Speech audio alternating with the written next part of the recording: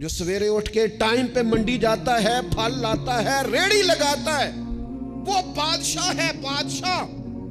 اس لیے کہ اس نے ہاتھ نہیں پھیلایا، اس نے رب کی رحمت کا دروازہ کھٹکھٹایا ہے۔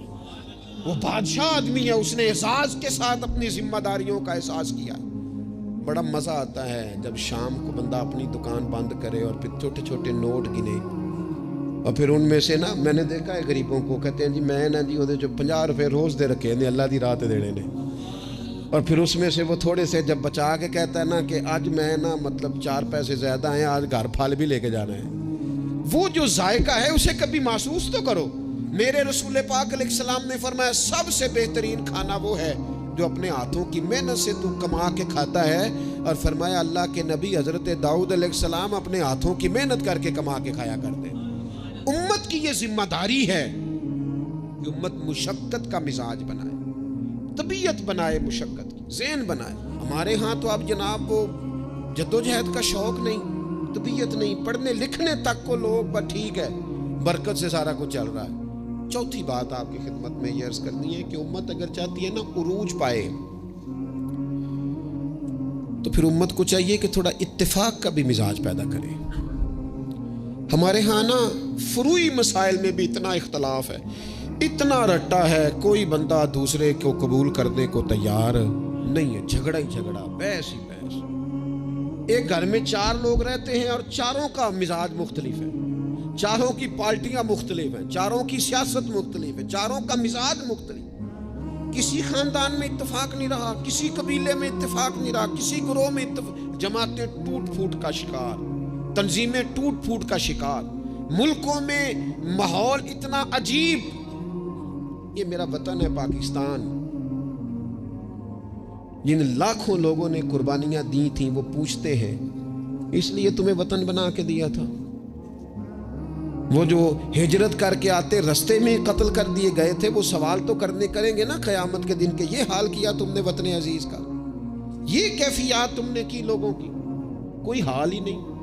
کبھی کوئی کسی کے خلاف بات ہے تو کبھی کوئی رسہ کھینچ رہا ہے تو کبھی کوئی کسی کے پاؤں کھینچ رہا ہے، خدا رہا کوئی استحکام۔ لوگ جوڑتے ہیں، بڑوں کا کام ہوتا ہے قوم کو جوڑنا، ان کو نظریاتی طور پر مضبوط کرنا، ان کی فکر کو مجتمع کرنا۔ رائے کا اختلاف ہو جانا کوئی بڑی بات ہے؟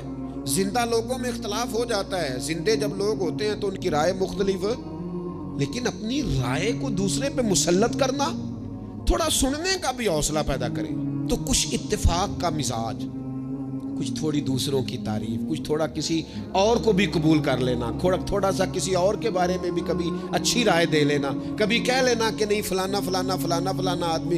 جب لوگ بخیے ادھیڑ رہے ہوتے ہیں نا، فلانا بھی برا ہے، فلانا بھی برا ہے، فلانا بھی برا ہے، فلانا بھی برا ہے، تو میں اکثر کہتا ہوں یار تم نے اتنی جلدی کر دی سب کو برا کہنے کی، تمہیں پتہ نہیں لقد خلقنا الانسان فی احسن تقویم۔ رب کہتا ہے میں نے تو بڑا سونا انسان بنایا ہے اور تمہیں کسی میں اچھائی نظر نہیں آ رہی۔ اور امت وہ ہے جو رسول رحمت کی امت ہے، لیکن وہ چھوٹی چھوٹی باتیں، چھوٹی چھوٹی لڑائیاں، کچھ اتفاق۔ امت مسلمہ جب تک متفق نہیں ہوتی اپنی عزت کو کبھی بحال کر سکتی، جب تک ان کا اور اتفاق چھوٹے چھوٹے ٹکڑوں میں امت کو بانٹ دیا گیا ہے، چھوٹی چھوٹی ریاستیں، چھوٹے چھوٹے گروہ، چھوٹے چھوٹے مفادات، جب تک یہ اتفاق نہیں پیدا کرتے اتنی دیر تک آگے بڑھا جا سکتا۔ 5ویں بات، جب تک مسافر منزل پر پہنچنے کی تڑپ نہیں نہ پیدا کرتا اتنی دیر تک منزل اس کے قریب نہیں آتی۔ اس امت کی منزل ہے کنتم خیر امت اخرجت للناس تأمرون بالمعروف وتنہون عن المنکر۔ اس امت کی منزل ہے دنیا کو خیر کا پیغام دینا، لوگوں کو برائی سے روکنا، اس کی منزل ہے۔ آپ سفر پہ جا رہے ہو نا جی، تو بندہ رستے میں قیام مختصر کرتا ہے، ضرورت کا کرتا ہے، بلا وجہ الجھاؤ نہیں پیدا کرتا۔ وہ کہتا ہے مجھے آگے بڑھنا ہے، مجھے کام کرنا ہے، آگے نکلنا ہے۔ وہ ادھر ادھر زیادہ وقت کا ضیاع نہیں کرتا، اس کو اپنے وقت پر پہنچنا ہے، اس کی کوشش ہوتی ہے کہ سفر جلدی ختم ہو۔ منزل مقصود جب لوگ طے کر لیتے ہیں تو پھر وہ جدوجہد کرتے ہیں کہ منزل ملے، منزل۔ میں کیا کروں، کیسے عرض کروں؟ ہمارے ہاں لوگوں نے منزل کا تعین ہی نہیں کیا۔ منزل پیسے کو، شہرت کو، دولت کو بنایا. ہماری منزل تھی کہ ہم نے دنیا میں خیر پھیلانی ہے، ہم نے حق کی اذانیں دینی ہے، ہم نے لوگوں کو پیغام دینا ہے کہ اگر تم نے خیر سیکھنی ہے تو دروازہ رسول پہ آؤ صلی اللہ تعالی علیہ. لیکن ہمارا تو گھر کا جھگڑا ہی نہیں ختم ہو رہا، ذاتی رٹے ہی نہیں ختم ہو رہے، ہمارے اپنے روزمرہ کے مسائل نہیں ہمیں پیس کے رکھ، باہر نکلنے کو تیار ہی نہیں. بڑی سوچیں. اقبال کہنے لگے وائے ناکامی متائے کارواں جاتا رہا، اور کارواں کے دل سے احساس زیاں جاتا رہا. کہنے لگے مسئلہ تو یہ ہے کہ سارا کچھ لٹ گیا اور ہمیں احساس بھی نہیں کہ لٹ گیا. امت بکھر گئی، ٹوٹ گئی، اور احساس بھی نہیں کہ ٹوٹ گئی. کچھ کوشش، کچھ جد و جہد، کچھ آگے بڑھنا، کچھ ہمت کرنا، کچھ تھوڑا سا منزل کی طرف سفر کرنا کہ ہم اپنا جتنے لوگ آئے نا امت مسلمہ میں انہوں نے خیر میں اپنا حصہ ڈالا. حضرت صدیق اکبر، فاروق اعظم، عثمان غنی، مولا علی، سعد بن ابی وقاص، حضرت ابو عبیدہ بن جراح، جناب معاذ بن جبل، حسنین، کریمین. آگے آئیے حضرت عمر بن عبدالعزیز، امام بخاری، امام مسلم، امام ترمذی، امام اعظم، امام احمد بن حنبل، امام شافعی، اعلیٰ حضرت بریلوی. آپ دیکھیں لوگ اپنے اپنے دور میں اپنا حصہ ڈالا. وہ دین کا پیغام دور کے تقاضوں کے مطابق سناتے گئے.